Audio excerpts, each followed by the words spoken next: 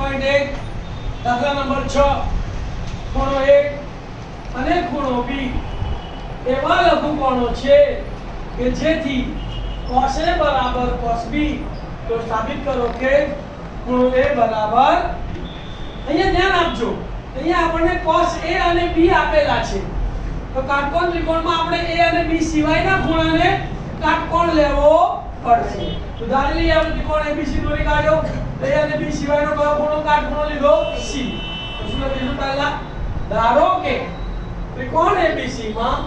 ખૂણો C કાટખૂણો બીજી શરત શું આપી બોલો હવે cos A બરાબર cos B તો A ની આ સામેની બાજુ BC થાય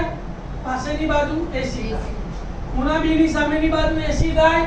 ખૂણા B ની પાસેની બાજુ BC થાય તો cos A બરાબર cos B તો cos A નું સૂત્ર શું પાસેની બાજુ છેદમાં કર્ણ તો A ની પાસેની બાજુ AC અને કર્ણ AB તો AC upon AB cos B ની પાસેની બાજુ BC અને કર્ણ AB તો BC upon AB તો માટે AC upon AB બરાબર BC upon AB સામ સામે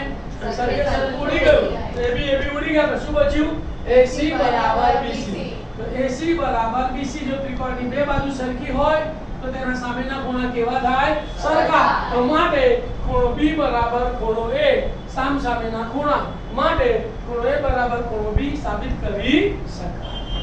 ખ્યાલ આવે ભાઈ બહુ જ સરળ દાખલો છે